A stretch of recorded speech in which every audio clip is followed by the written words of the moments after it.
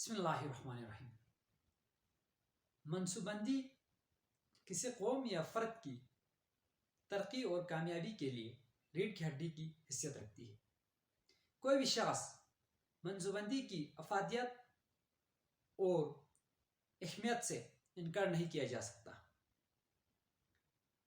اگر انسان اپنی زندگی کی معاملات کو صحیح طریقے سے منصوبندی نہ کی جائے تو نہ صرف وہ اسے بہت سی مشکلات کا سامنا کرنا پڑتا ہے بلکہ اکثر اس کا انجام ناکامی کی صورت میں سامنے آ جاتا ہے۔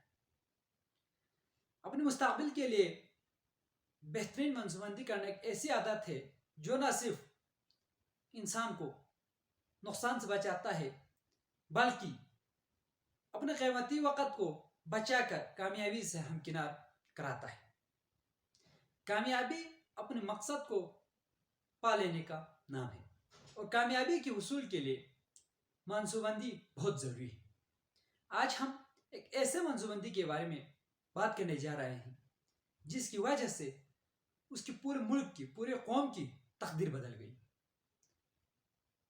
اگر ہم اس منصوبندی کو دنیا کا بہترین منصوبندی کہا جائے تو غلط نہ ہوگا۔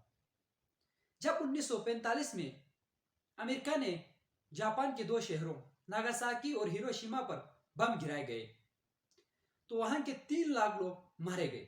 وہاں کے لوگ ڈپریشن میں چلے گئے۔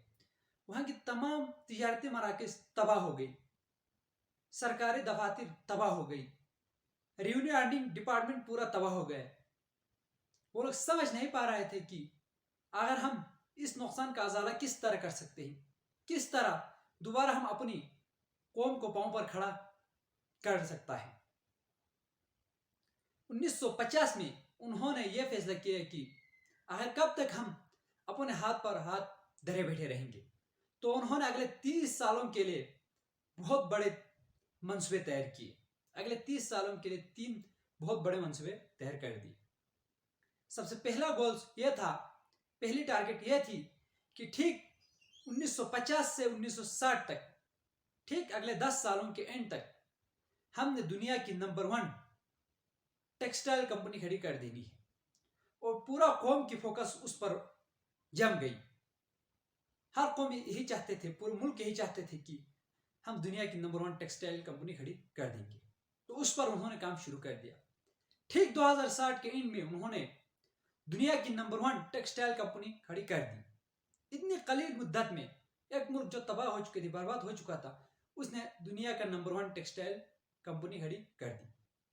اس کے بعد دوسری پروجیکٹ پر، دوسری گول پر انہوں نے کام کرنا شروع کر دیا۔ وہ گول یہ تھا کہ 1960 سے 1970 تک ایک انہوں نے منصوبہ بنایا تھا۔ وہ منصوبہ یہ تھا کہ 1970 کے اینڈ تک انہوں نے مینوفیکچر انڈسٹری میں دنیا کا نمبر 1 بننا تھا، اور اس پر بھی انہوں نے کام شروع کر دیا۔ اور ان کی محنت اور لگن کی وجہ سے ٹھیک 1970 کے اینڈ میں انہوں نے مینوفیکچر انڈسٹری میں دنیا کا نمبر 1 بنا ڈالا، دنیا کی نمبر 1 مینوفیکچر انڈسٹری بنا ڈالی۔ ان دونوں منصوبوں سے، ان دونوں بڑے بڑے منصوبوں سے حوصلہ پا کر انہوں نے کچھ ایکسٹرا کرنے کا سوچا، اس سے بھی مشکل کام کرنے کا سوچا، اور انہوں نے 1970 سے 1980 تک کے لیے ایک اور گول سیٹ کی۔ وہ گول یہ تھا کہ 1980 کے اینڈ تک دنیا کی نمبر 1 آٹو موبائل کمپنی کھڑی کر دینا تھا، اور انہوں نے 1982 کے اینڈ میں انہوں نے یہ منصوبے بھی کمپلیٹ کر دیا۔ 1982 کے اینڈ میں انہوں نے دنیا کی نمبر 1 آٹو موبائل کمپنی بھی کھڑی کر دی۔ ایک ملک جو مکمل برباد ہو چکی تھی، تباہ ہو چکا تھا، وہاں ابھی بھی لوگ معذور پیدا ہوتے ہیں۔ جس ملک پر بم گرایا گیا ہو، وہ ملک ایک بہترین منصوبندی کے ذریعے اتنی قلیل مدت میں نہ صرف اپنے پاؤں پر کھڑا ہو جاتا ہے بلکہ دنیا کے لیے مثال بن جاتا ہے۔ تو کیوں نہ ہم اپنی چھوٹی چھوٹی گولز کو، اپنی چھوٹی چھوٹی پریشانیوں کو، چھوٹی چھوٹی مسائل کو ایک بہترین منصوبندی کے ذریعے حل نہیں کیا جا سکتا؟ بالکل کیا جا سکتا ہے۔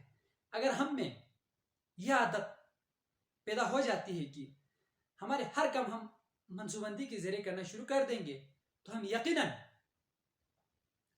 اپنی زندگی کے مقاصد کو حاصل کر سکتے ہیں، آبجیکٹیوز کو حاصل کر سکتا ہے۔ ہم محنت تو کرتے ہیں، ہم اکثر 90% لوگ ہماری محنت کرتے ہیں، مگر ہم منصوبہ بندی کی اہمیت کو بھول چکے ہوتے ہیں.